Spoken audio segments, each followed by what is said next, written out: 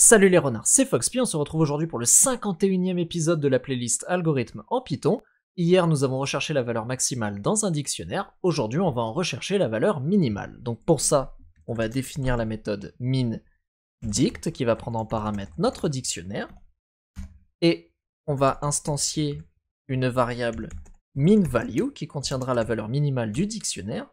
À présent on peut le parcourir, donc for i_value in enumerate dictionnaire.values. Donc comme je l'ai expliqué dans l'épisode précédent, dictionnaire.values, ça va renvoyer une liste avec toutes les valeurs du dictionnaire, et enumerate, ça va nous permettre de compter les tours de boucle. Donc au premier tour de boucle, i vaudra 0, au deuxième, i vaudra 1, etc. etc.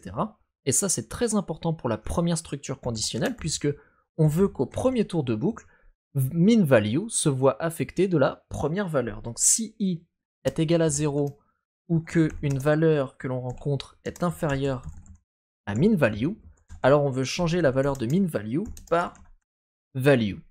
Alors c'est très simple, hein.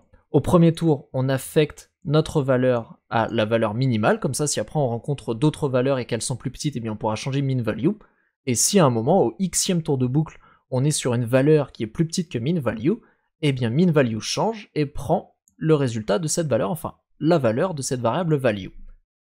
Ensuite, il ne nous reste plus qu'à renvoyer minValue, et cette méthode est terminée, on va pouvoir la tester. On retrouve notre dictionnaire argent de poche que l'on a vu à l'épisode précédent et notre dictionnaire magasin de luxe, sauf que cette fois-ci on veut les valeurs minimales, donc on va tester notre méthode minDict ici en envoyant ces dictionnaires. Alors, exécutons le code.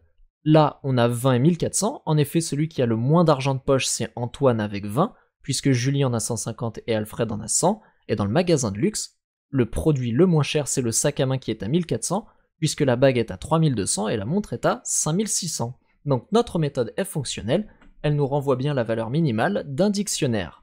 Cependant, on pourrait l'améliorer et elle ne pourrait faire qu'une seule ligne si on faisait return min de dictionnaire.values.